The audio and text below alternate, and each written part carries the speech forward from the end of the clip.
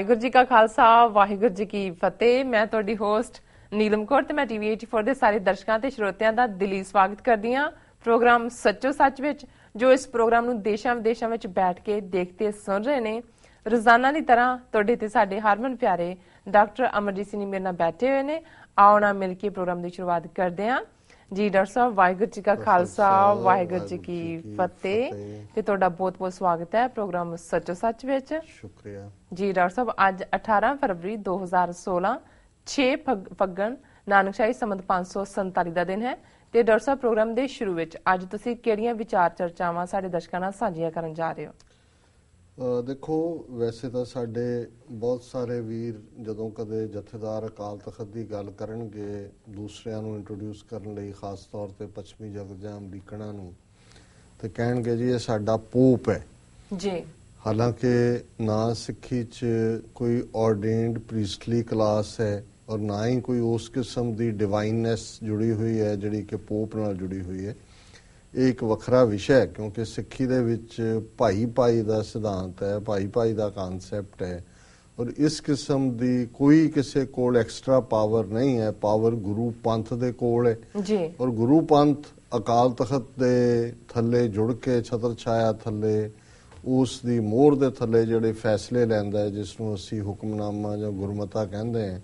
ਸੋ power ਪੰਥ ਦੇ ਵਿੱਚ ਹੈ ਔਰ ਗੁਰੂ ਗ੍ਰੰਥ ਸਾਹਿਬ ਦੀ ਹਜ਼ੂਰੀ 'ਚ ਜੀ।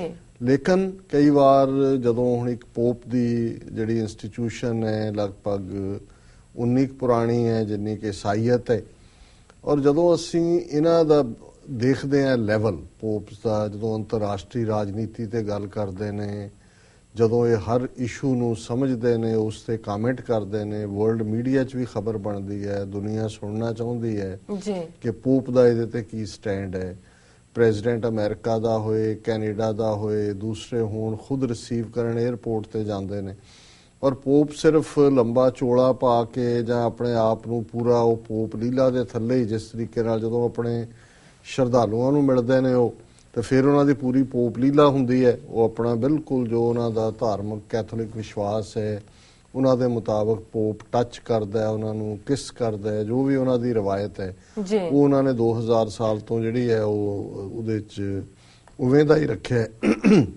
ਪਰ ਜਦੋਂ ਮਾਡਰਨ ਗੱਲ ਹੁੰਦੀ ਹੈ, ਹੁਣ ਜਿਸ ਤਰੀਕੇ ਨਾਲ, ਔਰ ਪੋਪ ਫਰਾਂਸਿਸ ਜਿਹੜਾ ਕਿ ਇਸ ਵੇਲੇ ਮੌਜੂਦਾ ਪੋਪ ਹੈ, ਉਸ ਨੇ ਬਹੁਤ ਸਾਰੀ ਤਬਦੀਲੀ ਲਿਆਂਦੀ ਹੈ ਪੁਰਾਣੀ ਸੋਚ ਦੇ ਵਿੱਚ ਵੀ। ਔਰ ਮੈਂ ਸਮਝਦਾ ਵੀ ਇੱਕ ਸਟੇਜ ਸੀ ਕਿ ਪੋਪ ਬਹੁਤੇ ਜਰਮਨ ਦੇ, ਫਰਾਂਸ ਦੇ, ਫਿਰ ਯੂਰਪ ਦੇ ਵਿੱਚ ਹੀ ਰਹੇ। ਪਹਿਲੀ ਵਾਰੀ ਜਿਹੜਾ ਯੂਰਪ ਦੇ ਪੋਲੈਂਡ ਵਰਗੇ ਦੇਸ਼ ਦਾ ਪੋਪ ਬਣਿਆ ਜਿਹੜਾ ਇਸ ਤੋਂ ਪਹਿਲਾਂ ਸੀ। ਹਾਲਾਂਕਿ ਬੜੀ ਨੋਬਲ ਸੋਲ ਸੀ, ਲੇਕਿਨ ਪਿਛਲੇ ਹਫਤੇ 'ਚ ਕਾਫੀ ਸਟੋਰੀਜ਼ ਜਿਹੜੀਆਂ ਨੇ ਉਹ ਸਰਕੂਲੇਟ ਹੋ ਰਹੀਆਂ ਨੇ। ਕੁਝ ਲੈਟਰਸ ਜਿਹੜੀ ਕਿ ਇੱਕ ਮੈਰਿਡ ਵੂਮਨ ਦੇ ਅੱਗੋਂ ਬੱਚਿਆਂ ਨੇ ਰਿਲੀਜ਼ ਕੀਤੇ ਨੇ ਜਾਂ ਉਹਨਾਂ ਤੇ ਆਧਾਰਿਤ ਕੋਈ ਬੁੱਕ ਛਪ ਰਹੀ ਹੈ, ਉਹਦੇ 'ਚ ਪੋਪ ਨਾਲ ਉਸ ਬੀਬੀ ਦੇ ਸਬੰਧਾਂ ਦਾ ਜ਼ਿਕਰ ਹੈ। ਹਾਲਾਂਕਿ ਇਹ ਇੱਕ ਆਤਮਕ ਪੱਧਰ ਤੇ ਵੀ ਹੋ ਸਕਦਾ। ਉਹਨੇ ਉਹ ਵੀ ਜਿਹੜੀ ਰਾਈਟਰ ਸੀ ਜਿਹੜੀ ਜਿਸ ਨਾਲ ਉਹਦਾ ਨਾਂ ਜੁੜਦਾ ਤੇ ਉਹ ਇੱਕ ਲੈਵਲ ਵੀ ਹੁੰਦਾ ਹੈ, ਅਧਿਆਤਮ ਦਾ ਲੈਵਲ ਵੀ ਹੋ ਸਕਦਾ ਔਰ ਕਈ ਵਾਰ ਤੁਹਾਡੀ ਸ਼ਬਦਾਵਲੀ ਜਿਹੜੀ ਹੈ ਉਸ ਨੂੰ ਕਈ ਤਰੀਕਿਆਂ ਨਾਲ ਇੰਟਰਪ੍ਰੇਟ ਕੀਤਾ ਜਾ ਸਕਦਾ। ਪਰ ਮੈਂ ਉਸ ਪੋਪ ਨੂੰ ਵੀ ਬਹੁਤ ਐਡਮਾਇਰ ਕਰਦਾ ਸੀ ਔਰ ਖਾਸ ਤੌਰ ਤੇ ਅਸੀਂ ਸਮਝਦੇ ਹਾਂ ਕਿ ਜੂਨ 84 ਦੇ ਹਵਾਲੇ ਨਾਲ, ਜਦੋਂ ਕਿ ਦੁਨੀਆ ਦੇ ਸਾਰੇ ਦੇਸ਼ਾਂ ਦੇ ਮੁਖੀਆਂ ਨੇ ਆਪਣੀ ਆਵਾਜ਼ ਕੁੱਟੀ ਹੋਈ ਸੀ, ਕਿਸੇ ਦੀ ਆਵਾਜ਼ ਨਹੀਂ ਨਿਕਲੀ। ਔਰ ਪਿਛਲੇ ਦਿਨਾਂ 'ਚ ਹੀ ਇੱਕ ਜਥੇਬੰਦੀ ਜਿਸ ਦੀ ਜਿਹੜੀ ਹੈ ਰਿਕਮੈਂਡੇਸ਼ਨ UN ਲਈ ਹੋਣੀ ਸੀ, ਸਿੱਖ ਜਥੇਬੰਦੀ, ਤੇ ਉਹਦੇ 'ਚ ਇੱਕ ਸਵਾਲ ਸੀ ਉਸ ਡੈਲੀਗੇਸ਼ਨ ਦੇ ਵਿੱਚ, ਚੀਨ ਦੇ ਵੀ ਨੁਮਾਇੰਦੇ ਨੇ, ਕਿ ਜੀ ਤੁਸੀਂ ਤਿੱਬਤ ਨੂੰ ਕੀ ਸਮਝਦੇ ਹੋ, ਚੀਨ ਦੇ ਨਾਲ ਸੰਬੰਧਾਂ ਨੂੰ, ਤੇ ਉਹ ਉਹਨੂੰ autonomous region within China ਕਹਿਣਾ ਚਾਹੁੰਦੇ ਸੀ। ਮੈਂ ਕਿਹਾ ਜੀ ਨਹੀਂ, ਇਹਨੂੰ ਕਹੋ ਕਿ ਵੀ ਇਹ ਇਨਸੈਪਰੇਬਲ ਪਾਰਟ ਆਫ ਚਾਈਨਾ ਹੈ, ਵੀ ਅਸੀਂ ਦਲਾਈ ਲਾਮੇ ਤੋਂ ਕੀ ਲੈਣੇ ਕਿ ਵੀ ਦਲਾਈ ਲਾਮਾ ਉੱਥੋਂ ਅੰਮ੍ਰਿਤਸਰ ਤੋਂ ਲਗਭਗ ਜਿਹੜਾ 100 ਮੀਲ ਦੇ ਲਗਭਗ ਦੂਰ ਬੈਠਾ ਧਰਮਸ਼ਾਲਾ 'ਚ। ਔਰ ਜਦੋਂ ਗੁਰੂ ਨਾਨਕ ਸਾਹਿਬ ਦਾ 500 ਸਾਲਾ ਪ੍ਰਕਾਸ਼ ਪੁਰਬ ਹੋਇਆ 1969 'ਚ, ਉਦੋਂ ਵੀ ਜਿਹੜੇ 5 ਧਰਮਾਂ ਦੇ ਮੁਖੀਆਂ ਨੂੰ ਇਨਵਾਈਟ ਕੀਤਾ ਗਿਆ, ਉਹਨਾਂ 'ਚ ਦਲਾਈ ਲਾਮਾ ਸੀ। ਹਰ ਵਾਰ ਉਹਨੂੰ ਸਿੱਖਾਂ ਨੇ ਆਨਰ ਕੀਤਾ। ਲੇਕਿਨ ਜੂਨ 84 ਦੇ ਦਰਬਾਰ ਸਾਹਿਬ ਤੇ ਹਮਲੇ ਤੋਂ, ਜਿਸ ਦੇ ਵਿੱਚ ਹਜ਼ਾਰਾਂ ਬੇਗੁਨਾਹ ਮਾਰੇ ਗਏ, ਸਿੱਖਾਂ ਦੇ ਉੱਤੇ ਕਿਵੇਂ ਟੈਂਕਾਂ ਤੋਪਾਂ ਨਾਲ ਹਮਲਾ ਹੋਇਆ, ਤੇ ਦਲਾਈ ਲਾਮੇ ਦਾ ਮੂੰਹ ਨਹੀਂ ਖੁੱਲਿਆ ਹੈ ਕਿ ਉਹ ਘੱਟੋ ਘੱਟ ਜੇ ਕੰਡੈਮ ਨਹੀਂ ਕਰ ਸਕਦਾ, ਇਹੀ ਕਹਿ ਕੇ ਜੀ ਅਸੀਂ ਮੈਂ ਇੱਕ ਧਾਰਮਿਕ ਵਿਅਕਤੀ ਦੇ ਤੌਰ ਤੇ ਜਿਹੜੇ ਸਾਰੇ ਹੀ ਮਾਰੇ ਗਏ ਨੇ ਉਹਨਾਂ ਲਈ ਪ੍ਰੇ ਕਰਾਂਗੇ। ਸੋ ਉਸ ਸਟੇਜ ਦੇ ਉੱਤੇ ਵੀ ਪੋਪ ਨੇ ਇਹ ਬਿਆਨ ਦਿੱਤਾ ਸੀ ਔਰ ਉਹਨੇ ਆਪਣੀਆਂ ਫੀਲਿੰਗਸ ਦਾ ਇਜ਼ਹਾਰ ਕੀਤਾ ਸੀ ਕਿ ਧਾਰਮਿਕ ਸਥਾਨਾਂ ਤੇ ਡੁੱਲਿਆ ਖੂਨ ਇਹ ਕਾਬਲੇ ਬਰਦਾਸ਼ਤ ਨਹੀਂ।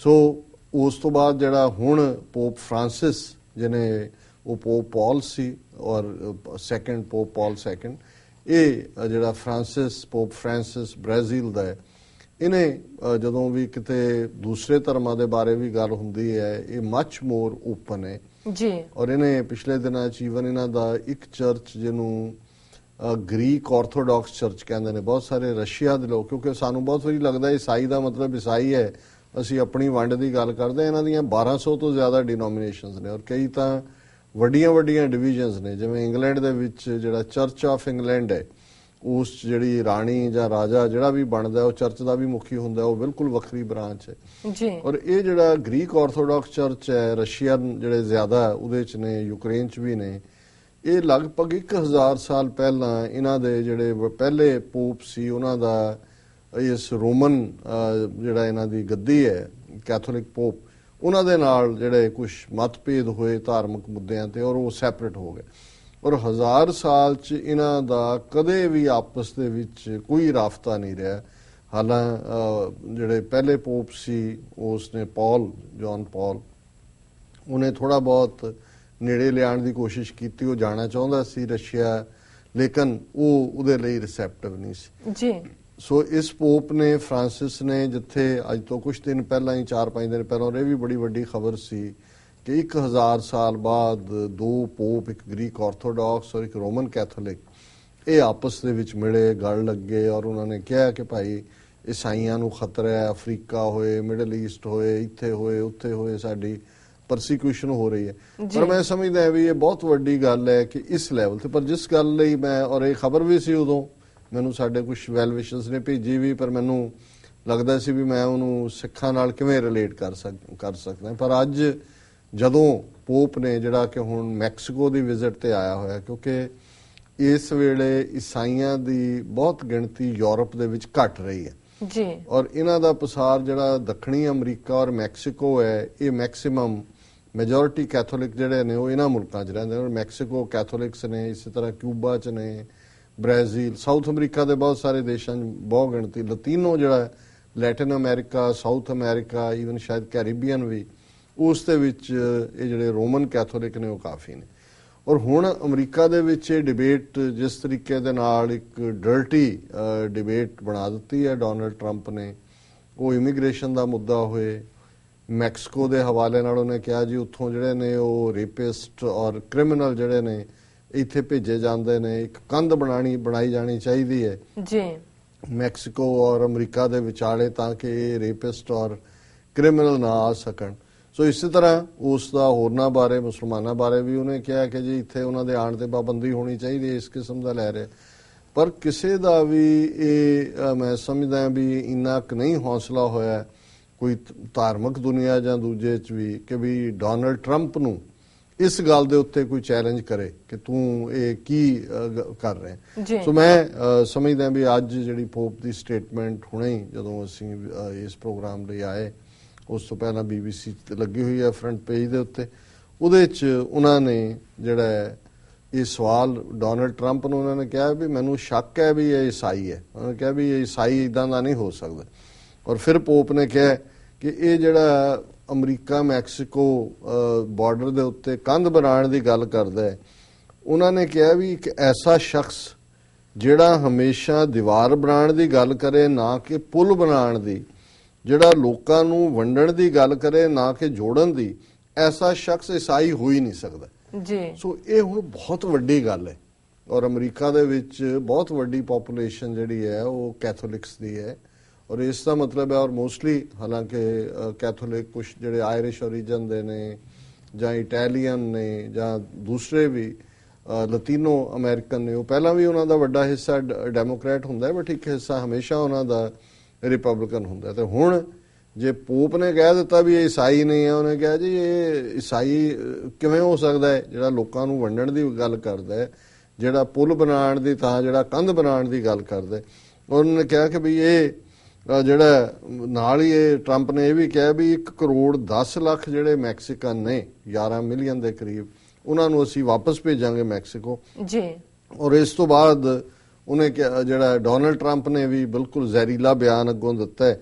ਉਹਨੇ ਕਿਹਾ ਜੀ ਮੈਂ ਬਿਲਕੁਲ ਸੱਚਾ ਈਸਾਈ ਹਾਂ, ਔਰ ਇਹ ਜਿਹੜਾ ਪੋਪ ਨੇ ਬਿਆਨ ਦਿੱਤਾ ਇਹ ਮੈਕਸੀਕੋ ਦੀ ਸ਼ਹਿ ਤੇ ਦਿੱਤਾ ਹੈ, ਔਰ ਐਸਾ ਸ਼ਰਮਨਾਕ ਬਿਆਨ ਨਹੀਂ ਦੇਣਾ ਚਾਹੀਦਾ। ਪਰ ਇਹ ਡੋਨਲਡ ਟਰੰਪ ਕੀ ਕਹਿੰਦਾ ਕੀ ਨਹੀਂ ਕਹਿੰਦਾ, ਹਾਲਾਂਕਿ ਪ੍ਰੈਜ਼ੀਡੈਂਟ ਓਬਾਮਾ ਨੇ ਵੀ ਕੱਲ੍ਹ ਇਹ ਗੱਲ ਕਹੀ ਕਿ ਅਮਰੀਕਨ ਇੰਨੇ ਕੁ ਸੈਂਸਿਟਿਵ ਨੇ, ਇੰਨੇ ਕੁ ਸੰਵੇਦਨਸ਼ੀਲ ਨੇ ਕਿ ਇਸ ਡੋਨਲਡ ਟਰੰਪ ਵਰਗੇ ਬੰਦੇ ਨੂੰ ਪ੍ਰਧਾਨ ਨਹੀਂ ਬਣਾਉਣਗੇ। ਪਰ ਅਸੀਂ ਸਮਝਦੇ ਹਾਂ ਵੀ ਪੋਪ ਦਾ ਉਸ ਨੂੰ ਬਿਲਕੁਲ ਜਿਹੜਾ ਹੈ ਉਹ ਐਡਮੋਨਿਸ਼ ਕਰਨਾ ਜਾਂ ਉਸ ਨੂੰ ਇਹ ਕਹਿਣਾ ਕਿ ਵੀ ਈਸਾਈ ਵੀ ਨਹੀਂ ਹੈ, ਉਹਨੇ ਮੈਸੇਜ ਦੇ ਦਿੱਤਾ ਹੈ ਅਮਰੀਕਾ ਦੇ ਕੈਥੋਲਿਕਸ ਨੂੰ ਕਿ ਵੀ ਇਹ ਡੋਂਟ ਵੋਟ ਫॉर ਹਿਮ। ਸੋ ਅਸੀਂ ਇਹ ਤਾਂ ਚਲੋ ਕਿਨੇ ਕਿਹਨੂੰ ਵੋਟ ਦੇਣੀ ਹੈ ਇੱਕ ਵੱਖਰਾ ਵਿਸ਼ਾ ਹੈ, ਪਰ ਮੈਂ ਸਮਝਦਾ ਔਰ ਜਦੋਂ ਮੈਂ ਦੇਖਿਆ ਮੈਂ ਕਿਹਾ ਵਾਹ ਇਹ ਹੈ ਜੀ, ਕਿੱਥੇ ਸਾਡੇ ਜਥੇਦਾਰ ਉਹ ਸਰਬੱਤ ਖਾਲਸਾ ਨੇ ਕੱਢੇ ਹੈ, ਉਹ ਅੰਦਰੋਂ ਹੀ ਨਹੀਂ ਨਿਕਲਦੇ। ਔਰ ਐਨ ਜਦੋਂ ਕੋਈ ਮਰੇ ਮੁਰੇ ਦਾ ਕਿਸੇ ਦਾ ਭੋਗ ਹੁੰਦਾ ਉਦੋਂ ਜਥੇਦਾਰ ਆ ਜਾਂਦਾ। ਹੁਣ ਵੀ ਕਿਸੇ ਦੇ ਆਇਆ ਹੋਇਆ ਸੀ, ਉੱਥੇ ਉਹਨੂੰ ਲੈ ਆਉਂਦੇ ਨੇ 10-20 ਸੇਵਾਦਾਰ ਟਾਸਕ ਫੋਰਸ ਦੇ ਥੱਲੇ, ਤੇ ਹੁਣ ਉਹਨੂੰ ਪੁੱਛ ਕੇ ਦੇਖੋ ਕਿ ਜੀ ਇਹ ਕੰਧ ਕੀ ਹੁੰਦੀ ਹੈ, ਮੈਕਸੀਕੋ ਕਿੱਥੇ ਹੈ, ਇਹ ਡੋਨਲਡ ਟਰੰਪ ਕੀ ਕਹਿ ਰਿਹਾ। ਦੂਜਾ ਉਹ ਕਹਿੰਦਾ ਜੀ ਪਤਾ ਨਹੀਂ, ਟਰੰਪ ਬਾਦਲ ਸਾਹਿਬ ਤੋਂ ਪੁੱਛ ਲਓ। ਤੇ ਬਾਦਲ ਨੇ ਕਹਿਣਾ ਕਿ ਜੀ ਮੈਂ ਤੁਹਾਨੂੰ ਜਰਾ ਨਾਗਪੁਰ ਤੋਂ ਪੁੱਛ ਕੇ ਦੱਸਦਾ। ਸੋ ਮਤਲਬ 30 ਮਿਲੀਅਨ ਸਿੱਖ ਕੌਮ ਜਿਹੜੀ ਅੱਜ ਦੁਨੀਆ ਦੇ ਵਿੱਚ ਇੱਕ ਪਲੈਨਟ ਦੇ ਉੱਤੇ ਦੁਨੀਆ ਭਰ ਦੇ ਦੇਸ਼ਾਂ 'ਚ ਅਸੀਂ ਬੈਠੇ ਹਾਂ, ਸਾਡਾ ਕੋਈ ਰੋਲ ਨਹੀਂ ਰਹਿ ਗਿਆ ਦੁਨੀਆ ਦੀ ਪੋਲਿਟਿਕਸ, ਦੁਨੀਆ ਦੇ ਉੱਤੇ ਦੁਨੀਆ ਦੇ ਸਾਹਮਣੇ ਆਪਣੀ ਗੱਲ ਕਹਿਣ ਦੇ ਲਈ ਕੋਈ ਸਾਡੀ ਆਵਾਜ਼ ਨਹੀਂ ਹੈ। ਸੋ ਮੈਂ ਪੋਪ ਨੂੰ ਤਾਂ ਐਡਮਾਇਰ ਕੀਤਾ ਹੀ ਕੀਤਾ, ਮੈਨੂੰ ਆਪਣਾ ਘਰ 'ਚ ਲੁਕਿਆ ਜਥੇਦਾਰ ਯਾਦ ਆਇਆ। ਮੈਂ ਕਿਹਾ ਆਹ ਦੇਖ ਲਓ ਪੋਪ, ਇੱਕ ਪਾਸੇ ਪੋਪ ਹੈਡ ਔਨ ਲੈ ਰਿਹਾ ਤੇ ਆਪਣੇ ਪੋਪ ਦਾ ਹਾਲ ਦੇਖ ਲਓ ਜਿਹਨੂੰ ਅਸੀਂ ਪੋਪ ਬਣਾਇਆ ਹੋਇਆ ਜੀ। ਬਿਲਕੁਲ। ਦੂਸਰੀਆਂ ਦੋ ਜਿਹੜੀਆਂ ਹੋਰ ਡਿਸਕਸ਼ਨ ਦੇ ਲਈ ਮੈਂ ਨੁਕਤੇ ਨੇ, ਜੋ ਕੁਝ ਦਿੱਲੀ ਦੇ ਵਿੱਚ ਚੱਲ ਰਿਹਾ ਜਵਾਹਰ ਲਾਲ ਨਹਿਰੂ ਯੂਨੀਵਰਸਿਟੀ ਦੇ ਹਵਾਲੇ ਨਾਲ, ਔਰ ਕੱਲ ਅਸੀਂ ਰੋਮਿਲਾ ਥਾਪਰ ਜਿਹੜੀ ਬੜੀ ਪ੍ਰਸਿੱਧ ਹਿਸਟੋਰੀਅਨ ਔਰ ਉਸ ਦੀਆਂ ਕਿਤਾਬਾਂ NCERT ਸਿਲੇਬਸ 'ਚ ਲੱਗੀਆਂ ਹੋਈਆਂ ਉਸ ਦੇ ਆਰਟੀਕਲ ਨੂੰ ਡਿਸਕਸ ਕੀਤਾ ਸੀ ਜੀ। ਔਰ ਕੱਲ ਜਾਂਦਿਆਂ ਵੀ ਔਰ ਅੱਜ ਵੀ ਸਵੇਰੇ ਬਹੁਤ ਸਾਰੀਆਂ ਕਾਲਾਂ ਇਸ ਦੇ ਉੱਤੇ ਆਈਆਂ, ਔਰ ਉਹਨਾਂ ਨੇ ਜਿਹੜੇ ਸਾਡੇ ਦੂਰਦਰਸ਼ੀ ਜਿਹੜੇ ਵਿਚਾਰ ਵਾਲੇ ਸੋਚ ਵਾਲੇ ਦਰਸ਼ਕ ਨੇ, ਸਰੋਤੇ ਨੇ, ਉਹ ਇਹ ਸਮਝਦੇ ਨੇ ਵੀ ਇੱਕ ਇਸ਼ੂ ਨੂੰ ਸਿਰਫ ਅਸੀਂ ਜੇ ਆਪਣੇ ਕੰਟੈਕਸਟ ਤੱਕ ਹੀ ਰੱਖੀਏ ਜਾਂ ਹਰ ਗੱਲ ਸਿਰਫ ਜਿਹੜਾ ਸਾਡੇ ਨਾਲ ਹੀ ਸੰਬੰਧਿਤ ਹੈ, ਔਰ ਉਹਨਾਂ ਨੂੰ ਇਹ ਸਾਡੀ ਅਪਰੋਚ ਪਸੰਦ ਹੈ ਕਿ ਵੀ ਅਸੀਂ ਦੂਸਰਿਆਂ ਦੀ ਪੀੜ ਔਰ ਦੂਸਰਿਆਂ ਦੇ ਦਰਦ ਨੂੰ ਵੀ ਆਪਣਾ ਸਮਝ ਕੇ ਉਸ ਨੂੰ ਅਲਟੀਮੇਟਲੀ ਅਸੀਂ ਆਰਟੀਕੂਲੇਟ ਤਾਂ ਸਿੱਖ ਸਿਚੁਏਸ਼ਨ ਨਾਲ ਹੀ ਕਰਨਾ ਹੁੰਦਾ ਜੀ। ਸੋ ਉਹੀ ਗੱਲ ਜਦੋਂ ਅਸੀਂ ਅੱਗੇ ਤੋਰਦੇ ਹਾਂ ਦੇਖਦੇ ਹਾਂ ਕਿ ਹੁਣ ਇੱਕ ਆਵਾਜ਼ ਇਸ ਹਿੰਦੂਤਵੀ ਗੁੰਡਾਗਰਦੀ ਦੇ ਖਿਲਾਫ ਬਣੀ ਹੈ, ਔਰ ਅੱਜ ਦਿੱਲੀ ਦੇ ਵਿੱਚ ਹਜ਼ਾਰਾਂ ਦੀ ਗਿਣਤੀ 'ਚ ਸਟੂਡੈਂਟਸ ਨੇ, ਉਹਨਾਂ ਦੇ ਨਾਲ ਪੱਤਰਕਾਰ, ਐਕੈਡੈਮੀਸ਼ੀਅਨਸ, ਇੰਟੈਲੈਕਚੁਅਲਸ, ਉਹਨਾਂ ਨੇ ਦਿੱਲੀ ਦੇ ਵਿੱਚ ਮਾਰਚ ਕੀਤਾ। ਔਰ ਇਸ ਸਾਰੇ 'ਚ ਉਹਨਾਂ ਨੇ ਜਿਹੜਾ ਉਹ ਬੁਲੰਦ ਆਵਾਜ਼ ਦੇ ਵਿੱਚ ਕਿਹਾ ਵੀ ਅਸੀਂ ਇਹ ਗੁੰਡਾਗਰਦੀ ਨਹੀਂ ਸਹਾਰਾਂਗੇ। ਔਰ ਉਹਨਾਂ ਦੇ ਜਿਹੜਾ ਕਨਹਈਆ ਕੁਮਾਰ ਜਿਸ ਨੂੰ ਜਿਹੜਾ ਦੇਸ਼ ਧਰੋਹੀ ਬਣਾਇਆ ਹੋਇਆ ਹੈ, ਵੈਸੇ ਤਾਂ ਪ੍ਰੋਫੈਸਰ ਗਿਲਾਨੀ ਨੂੰ ਵੀ ਜੁਡੀਸ਼ੀਅਲ ਰਿਮਾਂਡ 'ਚ ਭੇਜ ਦਿੱਤਾ 3 ਮਾਰਚ ਤੱਕ ਜੀ, ਪਰ ਉਹਨਾਂ ਨੇ ਜਿਹੜਾ ਸੁਪਰੀਮ ਕੋਰਟ ਦੇ ਵਿੱਚ ਉਹਨਾਂ ਦੇ ਇੱਕ ਸਾਥੀ ਦੋਸਤ ਨੇ ਬੇਲ ਦੇ ਲਈ ਅਪਲਾਈ ਕੀਤਾ।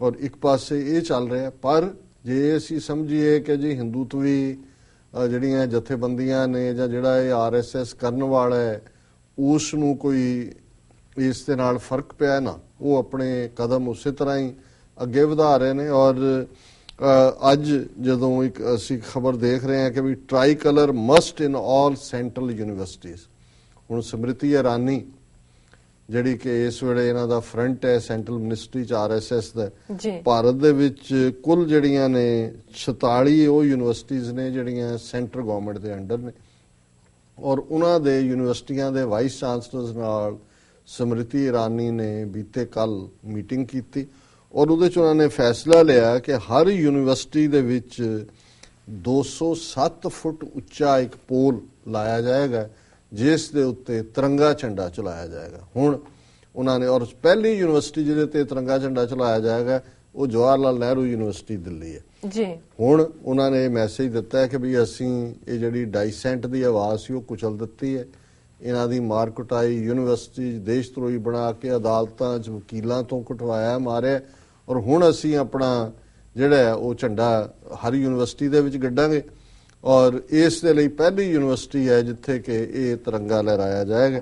ਔਰ ਇਹ ਕਿਉਂਕਿ HRD ਮਿਨਿਸਟਰ ਹੈ ਸਮ੍ਰਿਤੀ ਇਰਾਨੀ, ਔਰ ਉਹਨੇ ਇਹ ਕਿਹਾ, ਔਰ ਇਹ ਖਬਰ ਹੀ ਇਹ ਹੈ ਕਿ the national flag will fly atop a 207 foot tall flag mast on campuses of all 46 central universities prominently and proudly to signify a strong India according to a resolution adopted। ਇਹ ਹੁਣ ਤਿਰੰਗਾ ਚਲਾ ਕੇ ਜਿਹੜੀ ਹੈ ਇਹ ਸਟਰੋਂਗ ਇੰਡੀਆ ਬਣੇਗਾ। ਔਰ ਬਿਲਕੁਲ ਠੀਕ ਇਸ ਨੂੰ ਕਾਂਗਰਸ ਨੇ ਵੀ ਕ੍ਰਿਟਿਸਾਈਜ਼ ਕੀਤਾ, ਔਰ ਕਾਂਗਰਸ ਨੇ ਇਹ ਕਿਹਾ ਕਿ nationalism doesn't mean hoisting the flag and singing Vande Mataram and that it should be reflected in one's belief in the constitution।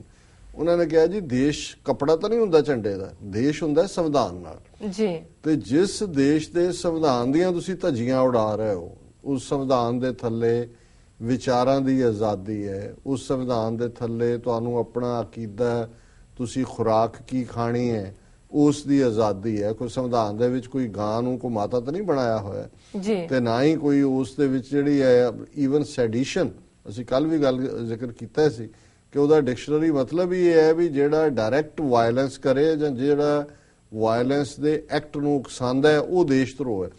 Even ਜਿਹੜੇ ਵਾਇਲੈਂਸ ਕਰਨ ਵਾਲੇ ਨੇ ਉਹਨਾਂ ਦੀ ਹਮਾਇਤ ਕਰਨਾ ਵੀ ਸੈਡੀਸ਼ਨ ਨਹੀਂ, ਔਰ ਇਹੀ ਕਾਰਨ ਹੈ। ਔਰ ਈਵਨ ਜਦੋਂ ਅਸੀਂ ਸੁਪਰੀਮ ਕੋਰਟ ਦੇ ਫੈਸਲੇ ਦੇਖਦੇ ਹਾਂ, 2-3 ਫੈਸਲੇ ਨੇ ਕਿ ਉੱਥੇ ਸੰਵਿਧਾਨ ਦੇ ਵਿੱਚ ਰਹਿ ਕੇ ਖਾਲਿਸਤਾਨ ਦੀ ਗੱਲ ਕੀਤੀ ਜਾ ਸਕਦੀ, ਹਿੰਸਕ ਤਰੀਕੇ ਨਾਲ ਨਹੀਂ ਜੀ। ਪਰ ਤੁਸੀਂ ਇਹ ਦੇਖੋ ਵੀ ਧਾਰਮਿਕ ਤੌਰ ਦੇ ਉੱਤੇ ਸਰਬੱਤ ਖਾਲਸਾ ਕਰਨ ਵਾਲਿਆਂ ਦਾ ਕੀ ਹਾਲ ਕਰ ਦਿੱਤਾ ਦੇਸ਼ ਧਰੋਹੀ ਬਣਾ ਕੇ। ਔਰ ਜਿਉਂ-ਜਿਉਂ ਦਿੱਲੀ ਦਾ ਘਟਨਾਕ੍ਰਮ ਸਾਹਮਣੇ ਆ ਰਿਹਾ ਹੈ ਕਿ ਉੱਥੇ ਕੋਈ ਜਿਹਨੂੰ ਦੇਸ਼ ਵਿਰੋਧੀ ਕਹਿ ਰਹੇ ਨੇ, ਉਹ ਸੈਮੀਨਾਰ ਕਿ ਫਾਂਸੀ ਹੋਣੀ ਚਾਹੀਦੀ ਹੈ ਕਿ ਨਹੀਂ, ਉਹ ਸੀ। ਉਸ ਤੋਂ ਬਾਅਦ ਉਹਨਾਂ ਨੇ ਮਾਰਚ ਕੱਢਿਆ, ਉਹਨਾਂ ਨੇ ਜ਼ਰੂਰ ਕਿਹਾ ਕਿ ਅਫਜ਼ਲ ਗੁਰੂ ਜਿਹੜਾ ਹੈ ਉਸ ਬੇਗੁਨਾਹ ਨੂੰ ਜਿਹੜਾ ਹੈ ਉਹ ਫਾਂਸੀ ਤੇ ਲਟਕਾਇਆ ਗਿਆ, ਪਰ ਇਹ ਸਭ ਦੇਸ਼ ਧਰੋਹ ਬਣਾ ਦਿੱਤਾ ਗਿਆ। ਔਰ ਬਿਲਕੁਲ ਕਾਂਗਰਸ ਨੇ ਔਰ ਈਵਨ ਵਰਿੰਦਾ ਕਰਾਤ ਹੈ CPM ਦੀ, ਉਹਨਾਂ ਨੇ ਕਿਹਾ ਕਿ ਭਾਈ ਜੇ ਤੁਸੀਂ ਜਿਸ ਸੰਵਿਧਾਨ ਦੇ ਥੱਲੇ ਕੋਈ ਦੇਸ਼ ਹੋਣ ਚਾਹੁੰਦਾ ਹੈ ਉਸ ਦੀਆਂ ਧੱਜੀਆਂ ਉਡਾ ਰਹੇ ਹੋ, ਔਰ ਇਹ ਸਿਆਸੀ ਤੌਰ ਦੇ ਉੱਤੇ ਨਾਅਰੇਬਾਜ਼ੀ ਲਈ ਕਿ ਜੀ ਅਸੀਂ ਤਿਰੰਗਾ ਜਿਹੜਾ ਹੈ ਉਹ ਲਹਿਰਾ ਦੇਵਾਂਗੇ 207 ਫੁੱਟ ਉੱਚਾ, ਜਿਹੜਾ ਇਹ ਜਿਹੜਾ ਬਿਲਕੁਲ ਨਾਜ਼ੀਆਂ ਦੀ ਤਰ੍ਹਾਂ, ਬਿਲਕੁਲ ਜੋ ਨਾਜ਼ੀਆਂ ਨੇ ਕੀਤਾ ਜੀ। ਔਰ ਦੂਸਰੇ ਪਾਸੇ ਕਿਉਂਕਿ ਸੁਪਰੀਮ ਕੋਰਟ ਨੇ ਇੱਕ ਪੈਨਲ ਬਣਾਇਆ ਸੀ ਜਦੋਂ ਇਹ ਵਕੀਲਾਂ ਰਾਹੀਂ ਮਾਰ ਕੁਟਾਈ ਇਹਨਾਂ ਦੀ ਕੀਤੀ, 6 ਮੈਂਬਰੀ ਪੈਨਲ, ਔਰ ਇਹ ਖਬਰ ਇਹਦੇ ਨਾਲ ਜੁੜਦੀ ਹੈ ਕਿ supreme court panel member say ਅਟੈਕਰਸ ਕੌਪਸ in ਕਾਹੂਟਸ,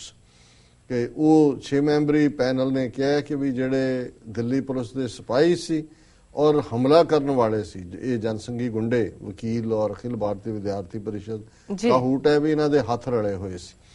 A 6-member panel on Thursday submitted to the Supreme Court its report on Wednesday's violence at Patiala House Courts, even as one of its members, Rajiv Tavan, alleged collusion between police and the attackers।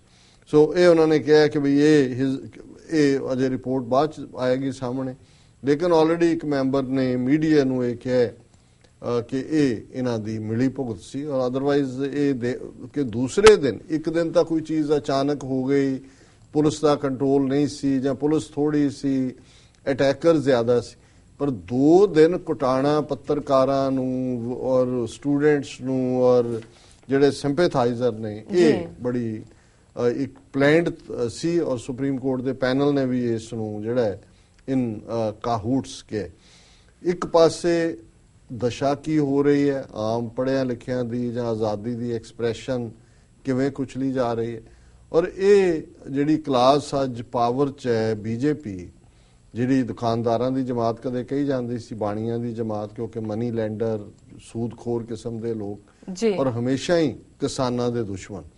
ਬੇਸ਼ੱਕ ਹੁਣ ਹਰਿਆਣੇ 'ਚ ਇੱਕ ਵੱਖਰੇ ਮੁੱਦੇ ਦੇ ਉੱਤੇ ਜਿਹੜਾ ਹੈ ਉਹ ਪੂਰਾ ਜਾਮ ਹੋਇਆ, ਗੱਡੀਆਂ ਬੱਸਾਂ, ਹਰਿਆਣੇ ਦੇ ਜਾਟਾਂ ਨੇ ਮੰਗ ਕੀਤੀ ਹੈ ਕਿ ਸਾਨੂੰ ਅਦਰ ਬੈਕਵਰਡ ਕਲਾਸ ਬਣਾਇਆ ਜਾਏ, ਉਹ ਇੱਕ ਡਿਫਰੈਂਟ ਇਸ਼ੂ ਹੈ। ਪਰ ਮੈਨੂੰ ਯਾਦ ਹੈ ਕਿ ਇਹ ਗੱਲ ਇਹਦੇ ਸ਼ਾਇਦ ਓਮ ਪ੍ਰਕਾਸ਼ ਚੌਟਾਲੇ ਦਾ ਪਿਓ ਹੀ ਸੀ, ਚੌਧਰੀ ਦੇਵੀ ਲਾਲ, ਉਹਨੇ ਇੱਕ ਵਾਰੀ ਇਹ ਕਹੀ ਗੱਲ, ਇੱਕ ਸਾਬਕਾ ਡਾਇਰੈਕਟਰ ਸਨ ਹੈਲਥ ਦੇ ਸਿੱਖ, ਉਹਨਾਂ ਦੇ ਉਹ ਕਰਨਾਲ ਪੋਸਟਡ ਸੀ, ਉਹਨਾਂ ਦੇ ਕੋਲ ਉਹਦਾ ਆਣਾ ਜਾਣਾ ਸੀ, ਤੇ ਉਹਨੇ ਕਿਹਾ ਦੇਵੀ ਲਾਲ ਨੇ, ਕਹਿੰਦਾ ਉਹਨੇ ਆਪਣੀ ਜਿਹੜੀ ਹਿੰਦੀ ਜਾਟਾਂ ਦੀ ਹੈ ਉਹਦੇ ਅੰਦਾਜ਼ 'ਚ ਕਿਹਾ ਜੀ।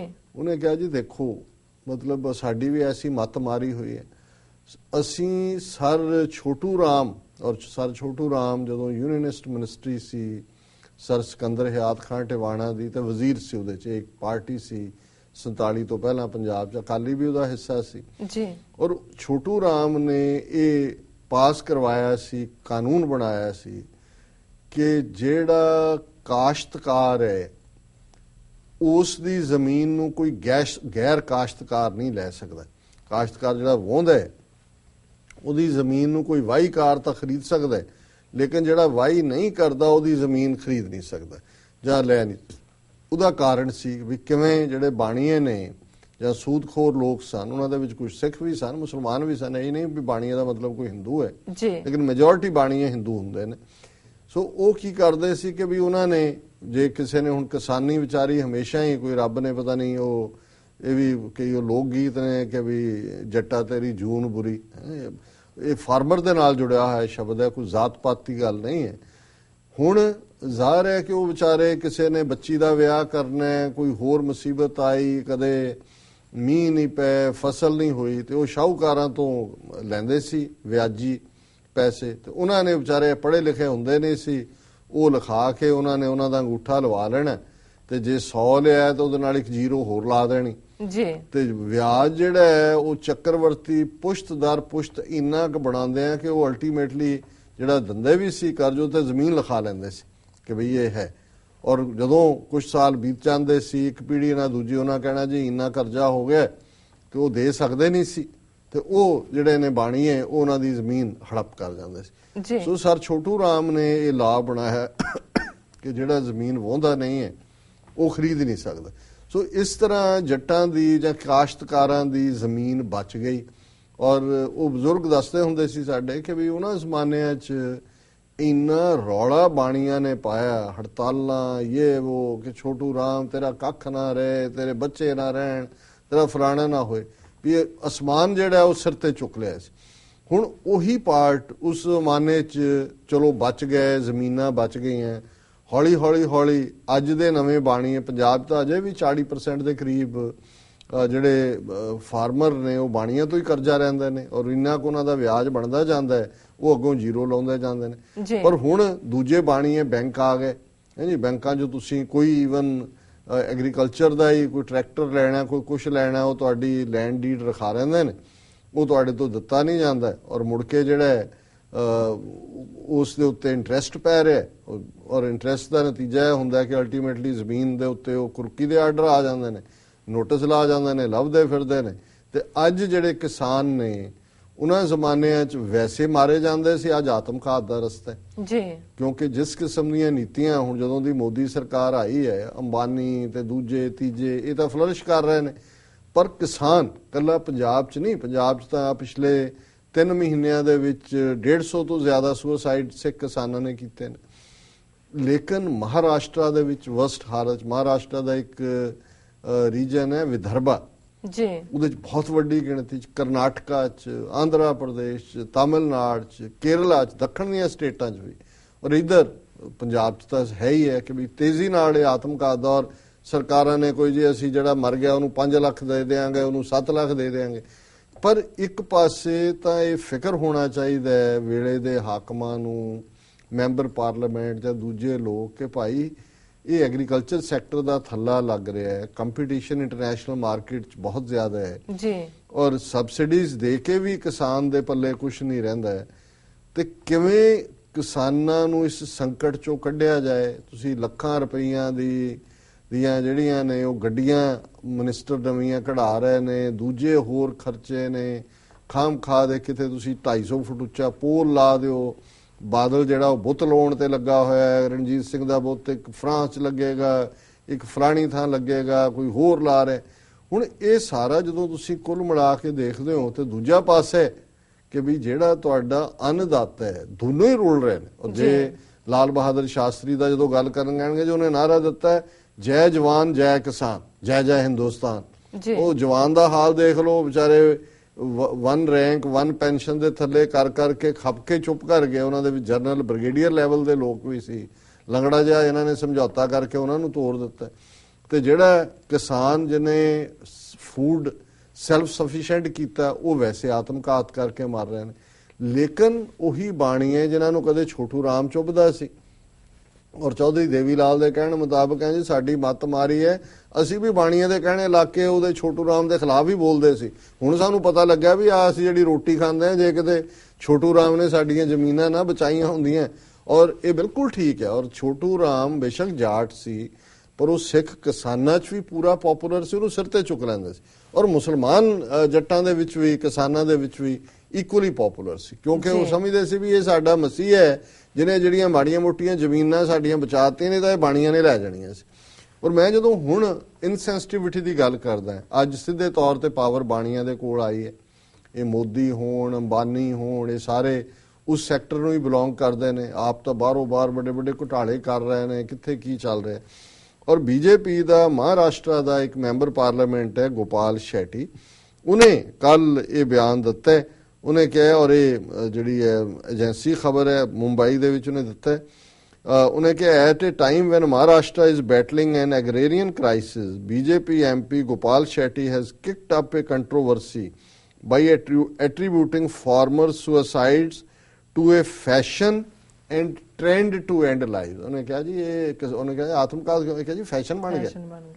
ਔਰ ਇਹ ਜਿਹੜਾ ਇੱਕ ਟ੍ਰੈਂਡ ਹੈ ਟੂ ਐਂਡ ਲਾਈਵ, ਇਹ ਹੈ। ਤੁਸੀਂ ਦੇਖੋ ਵੀ ਇਸ ਲੈਵਲ ਤੇ ਕਿਸੇ ਹੋਰ ਮੁਲਕ 'ਚ ਹੁੰਦਾ ਤੇ ਇਸ ਦਾ ਇਹਨੂੰ ਜਿਹੜਾ ਦੇਸ਼ 'ਚੋਂ ਕੱਢਿਆ ਹੁੰਦਾ ਲੋਕਾਂ ਨੇ ਜੀ। ਔਰ ਸਾਡੇ ਉੱਥੇ ਕਰਕੇ ਫਿਰ ਉਹ ਕਹਿੰਦੇ not all farmer suicide happen due to unemployment starvation, ਕਿ ਜੀ ਇਹ ਜਿਹੜੇ ਸਾਰੇ ਕਿਸਾਨ ਮਰ ਰਹੇ ਨੇ ਇਹ ਕੋਈ ਬੇਰੁਜ਼ਗਾਰੀ ਜਾਂ ਭੁੱਖਮਰੀ ਕਰਕੇ ਥੋੜੀ ਮਰ ਰਹੇ ਨੇ।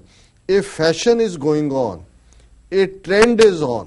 ਇਹ ਜਿਹੜਾ ਐਮਪੀ ਕਹਿ ਰਿਹਾ ਕਿ ਜੀ ਫੈਸ਼ਨ ਹੈ, ਫੈਸ਼ਨ ਦੇ ਵਿੱਚ ਤੂੰ ਨਹੀਂ ਮਰ ਗਿਆ, ਫੈਸ਼ਨ ਨੂੰ ਕਰਦੇ ਹੋ ਹੈ ਜੀ ਜੀ। ਔਰ ਇਸ ਸਾਰੇ ਚੋਰ ਈਵਨ ਇਹ ਇਹਦੀ ਏਜੰਸੀ ਰਿਪੋਰਟ ਹੀ ਹੈ, the remarks came at a time when Maharashtra is reeling under an agrarian crisis with 124 farmers committing suicide in the state since January this year। ਹੁਣ ਜਨਵਰੀ ਤੋਂ ਲੈ ਕੇ ਅਜੇ 1.5 ਮਹੀਨਾ ਹੋਇਆ। ਔਰ ਇਹ ਵੀ ਬਹੁਤ ਘੱਟ ਫਿਗਰ ਹੈ, 124 ਹਜ਼ਾਰਾਂ 'ਚ ਨੇ। ਮੇਰੇ ਕੋਲ ਇੱਕ ਪੁਰਾਣੀ ਰਿਪੋਰਟ ਹੈ ਕਿ ਮਹਾਰਾਸ਼ਟਰ ਦੀ ਅਸਲੀ ਫਿਗਰ ਕੀ ਹੈ ਕਿਸਾਨਾਂ ਦੀ। ਔਰ ਇਹ ਕਹਿ ਰਿਹਾ ਕਿ ਜੀ if the Maharashtra government is giving ₹5 lakh as compensation then some other government in neighboring state is giving ₹7 lakh, there is a competition in these people in giving money to the farmer। ਉਹਨੇ ਗੱਲ ਇੱਥੇ ਨਹੀਂ ਮੁਕਾਈ ਕਿ ਜੀ ਫੈਸ਼ਨ ਹੈ। ਉਹਨੇ ਕਿਹਾ ਜੀ ਅਸੀਂ 5 ਲੱਖ ਦਿੰਦੇ ਆ, ਮਰ ਕੇ ਦਿਖਾਓ 5 ਲੱਖ ਲਓ। ਪਰ ਕਹਿੰਦਾ ਜੀ ਹੁਣ ਜਿਹੜੇ ਗਵਾਂਢੀ ਆ ਉਹ 7 ਲੱਖ ਦਿੰਦੇ ਨੇ, ਇਹ ਤਾਂ ਕੰਪੀਟੀਸ਼ਨ ਚੱਲ ਰਿਹਾ। ਇਧਰ ਫੈਸ਼ਨ ਹੈ, ਇਧਰ ਟ੍ਰੈਂਡ ਹੈ, ਇਧਰ ਕੰਪੀਟੀਸ਼ਨ ਹੈ। ਔਰ ਇਸੇ ਹੀ ਮਹਾਰਾਸ਼ਟਰ ਦੀ ਜਿਹੜੀ ਖਬਰ ਸੀ, ਏਜੰਸੀਆਂ ਦੀ ਖਬਰ ਹੀ ਕੁਝ ਦਿਨ ਪਹਿਲਾਂ ਦੀ, ਜਨਵਰੀ ਮਹੀਨੇ ਦੀ 29 ਜਨਵਰੀ ਦੀ ਇਹ ਨਿਊਜ਼ ਆਈਟਮ ਸੀ ਕਿ 3228 ਕਿਸਾਨਾਂ ਨੇ ਮਹਾਰਾਸ਼ਟਰ 'ਚ 2015 ਦੇ ਵਿੱਚ ਆਤਮਘਾਤ ਕੀਤਾ, ਜਦੋਂ ਕਿ ਸਰਕਾਰੀ ਫਿਗਰ ਜਿਹੜੀ ਹੈ 1000 ਦੇ ਕਰੀਬ ਹੀ ਹੈ। ਔਰ ਉਹਦੇ 'ਚ ਉਹਨਾਂ ਨੇ ਕਿਹਾ ਕਿ ਭਾਈ ਇਹ ਜਿਹੜਾ ਬੰਬੇ ਹਾਈ ਕੋਰਟ ਦੇ ਵਿੱਚ ਇਹ ਆંકੜੇ ਦਿੱਤੇ ਗਏ ਨੇ ਕਿ 2015 ਦੇ ਦੌਰਾਨ 3228 ਕਿਸਾਨਾਂ ਨੇ ਖੁਦਕਸ਼ੀ ਕੀਤੀ। ਔਰ ਉਹਨਾਂ ਨੇ ਜਿਹੜਾ ਉਹਨਾਂ ਦਾ ਐਗਰੀਕਲਚਰ ਮਿਨਿਸਟਰ ਹੈ ਏਕਨਾਥ ਖਾੜਸੇ, ਉਹਨਾਂ ਨੇ ਕਿਹਾ ਕਿ ਜੀ ਇਹ ਜਿਨ੍ਹਾਂ ਨੇ ਕੀਤੀ ਅਸੀਂ ਉਹਨਾਂ ਨੂੰ 5-5 ਲੱਖ ਰੁਪਈਆ ਜਿਹੜਾ ਉਹ ਰਾਹਤ ਦਿੱਤੀ ਹੈ। ਔਰ ਵਿਦਰਭਾ ਖੇਤਰ ਦੇ ਵਿੱਚ ਕਿਸਾਨਾਂ ਦੀ ਹਾਲਤ ਬਹੁਤ ਤਰਸਯੋਗ ਹੈ। ਸਭ ਤੋਂ ਜ਼ਿਆਦਾ ਕਿਸਾਨ ਉੱਥੇ ਆਤਮ ਹੱਤਿਆ ਕਰਦੇ ਨੇ। ਔਰ ਇਹਨੇ ਕਿਹਾ ਕਿ ਚੋਣਾਂ ਦੇ ਮੌਸਮ 'ਚ ਵਾਅਦਿਆਂ ਦੀ ਬਰਸਾਤ ਕਰਨ ਵਾਲੀਆਂ ਸਰਕਾਰਾਂ ਸੱਤਾ ਚਾਹੁੰਦਿਆਂ ਹੀ ਇਹ ਭੁੱਲ ਜਾਂਦੀਆਂ ਨੇ। ਜਦੋਂ ਚੋਣਾਂ ਨੇ ਤੇ ਫਿਰ ਵਾਅਦਿਆਂ ਦਾ ਮੀਂਹ ਵਰਾ ਦਿਓ ਤੇ ਫਿਰ ਤੁਸੀਂ ਭੁੱਲ ਜਾਓ ਤੇ ਇਹ ਕਹੋ ਜੀ ਮਰਨਾ ਤਾਂ ਫੈਸ਼ਨ ਹੈ ਔਰ ਇਹ ਤਾਂ ਟ੍ਰੈਂਡ ਹੈ, ਇਹ ਤਾਂ ਦੇਖੋ ਕੰਪੀਟੀਸ਼ਨ ਹੋ ਗਿਆ। ਸੋ ਹੁਣ ਪਤਾ ਨਹੀਂ ਉੱਥੇ ਰਹਿਣ ਵਾਲੇ ਲੋਕ ਕਿਵੇਂ ਇਹਨਾਂ ਗੱਲਾਂ ਨੂੰ ਸਹਾਰ ਰਹੇ ਨੇ, ਇਸ ਕਿਸਮ ਦੇ ਲੋਕਾਂ ਨੂੰ। ਔਰ ਇੱਥੇ ਫਿਰ ਉਹ ਬ੍ਰਾਹਮਣਵਾਦ ਦਾ ਜਿਹੜਾ ਪ੍ਰਚਾਰਿਆ ਹੈ ਕਿ ਜੀ ਜੋ ਨਸੀਬ ਮੇਂ ਲਿਖਾ ਹੈ ਉਹ ਹੋਗਾ ਜੀ। ਹੁਣ ਜਦੋਂ ਤੱਕ ਨਸੀਬਾਂ ਦੀ ਗੱਲ ਹੈ ਅਸੀਂ ਮੁਕਾਵਾਂਗੇ ਨਹੀਂ। ਔਰ ਮੈਂ ਅੱਜ ਹੀ ਇੱਕ ਦੇਖ ਰਿਹਾ ਸੀ, ਚੀ ਗੁਵੇਰਾ ਦੀ ਕੋਟ ਜਿਹੜਾ ਬੜਾ ਵੱਡਾ ਰੈਵੋਲੂਸ਼ਨਰੀ ਹੋਇਆ, ਉਹਨੇ ਕਿਹਾ ਕਿ ਵੀ ਰੈਵੋਲੂਸ਼ਨ ਦਾ ਮਤਲਬ ਇਹ ਨਹੀਂ ਹੈ ਕਿ ਕੋਈ ਪੱਕਿਆ ਅੰਬ ਆਪਣੇ ਆਪ ਤੁਹਾਡੀ ਝੋਲੀ 'ਚ ਡਿੱਗ ਪੈਂਦਾ ਹੈ ਜੀ। ਰੈਵੋਲੂਸ਼ਨ ਕਹਿੰਦੇ ਨੇ ਕਿ ਉਸ ਅੰਬ ਨੂੰ ਡਿੱਗਣਾ ਕਿਵੇਂ। ਅਸੀਂ ਕਹੀਏ ਜੀ ਕਿ ਅਸੀਂ ਕ੍ਰਾਂਤੀ ਲਿਆ ਰਹੇ ਹਾਂ ਔਰ ਕ੍ਰਾਂਤੀ ਕਹੀਏ ਜੀ ਪੱਕਿਆ ਪਕਾਇਆ ਅੰਬ ਜਿਹੜਾ ਉਹ ਸਾਡੀ ਝੋਲੀ 'ਚ ਡਿੱਗ ਪਏ, ਇਹ ਨਹੀਂ ਹੈ। ਉਸ ਅੰਬ ਨੂੰ ਡਿੱਗਣ ਦੇ ਲਈ ਐਫਰਟ ਕਰਨਾ ਪਏ, ਇਹੀ ਕ੍ਰਾਂਤੀ ਹੈ। ਔਰ ਮੈਂ ਸਮਝਦਾ ਵੀ ਉਹ ਧਰਤੀ ਬੈਰਨ ਹੈ, ਜਿਹੜੀ ਹੈ ਉਜਾੜ ਹੈ ਇਸ ਮਾਮਲੇ 'ਚ। ਇੱਕ ਸਿੱਖ ਰੈਵੋਲੂਸ਼ਨ ਨੂੰ ਵਿੱਚੋਂ ਕੱਢ ਲਓ, 500 ਸਾਲ ਦੀ ਉਸ ਗੁਰੂ ਸਾਹਿਬਾਨ ਦੀ ਮਿਹਨਤ ਦਾ ਸਦਕਾ, ਉਹ ਵੀ ਅਲਟੀਮੇਟਲੀ ਹਿੰਦੂਤਵਾ ਨੇ ਅੱਧਾ ਕੁ ਨਿਗਲ ਲਿਆ, ਬਾਕੀ ਦਾ ਪਤਾ ਨਹੀਂ ਕੀ ਬਣਨਾ। ਤੇ ਉੱਥੇ 4000 ਸਾਲ ਤੋਂ ਉਹੀ ਗਰੀਬੀ, ਉਹੀ ਕਿਸਮਤ ਦੀ ਬਾਤ। ਦੇਵਤਾ ਇੱਕ ਦਰਿਦਰ ਨਾਰਾਇਣ ਬਣਾਇਆ ਹੋਇਆ ਵੀ ਜੋ ਕਿਸਮਤ 'ਚ ਲਿਖਿਆ ਹੈ ਉੱਥੇ ਪੀੜੀ ਦਰ ਪੀੜੀ ਲੁਟੇਰੇ ਲੁੱਟਦੇ ਰਹੇ, 1000 ਸਾਲ ਗੁਲਾਮੀ ਰਹੀ। ਜੇ 1000 ਸਾਲ ਦੀ ਗੁਲਾਮੀ ਦੇ ਖਿਲਾਫ ਨਹੀਂ ਲੋਕ ਖਲੋਤੇ, ਅਦਰ ਦੈਨ ਕਿ ਸਿੱਖ ਰੈਵੋਲੂਸ਼ਨ ਜਾਂ ਉਸ ਤੋਂ ਇਨਸਪਾਇਰ ਹੋਇਆ ਫਿਰ ਮਰਾਠਾ ਜਾਂ ਰਾਜਪੂਤ ਤਬਦੀਲੀ ਜਿਹਨੇ ਥੋੜਾ ਬਹੁਤ ਐਫਰਟ ਕੀਤਾ ਜੀ, ਤੇ ਫਿਰ ਉੱਥੇ ਹੁਣ ਉਹ ਮੋਦੀ ਹੈ, ਉਹ ਆ ਜਾਏ ਕੱਲ ਨੂੰ ਕੋਈ ਹੋਰ ਆ ਜਾਏ, ਉਹਨੂੰ ਸਹੀ ਜਾਣਗੇ। ਪਰ ਇਸੇ ਲਈ ਅਸੀਂ ਇਹਨਾਂ ਦੇ ਨਾਲ ਨਹੀਂ ਰਹਿਣਾ ਚਾਹੁੰਦੇ। ਅਸੀਂ ਘੱਟੋ ਘੱਟ 30 ਮਿਲੀਅਨ ਸਿੱਖ ਇਹ ਰਿਜ਼ੋਲਵ ਕਰ ਲੈਣ ਕਿ ਭਾਈ ਅਸੀਂ ਇਸ ਭੁੱਖਮਰੀ ਤੇ ਇਸ ਦਰਿਦਰ ਨਾਰਾਇਣ ਨੂੰ ਬਣਾਉਣ ਵਾਲੇ ਤੇ ਜਿੱਥੇ ਮਰਨ ਨੂੰ ਜਿਹੜਾ ਇਹ ਫੈਸ਼ਨ ਕਹਿੰਦੇ ਨੇ, ਇਸ ਦੇ ਨਾਲ ਅਸੀਂ ਨਹੀਂ ਰਹਿ ਸਕਦੇ। ਇਹੀ ਸਾਡਾ ਰਿਜ਼ੋਲਵ ਹੋਣਾ ਚਾਹੀਦਾ। ਜੀ ਡਾਕਟਰ ਸਾਹਿਬ, ਤੁਹਾਡਾ ਬਹੁਤ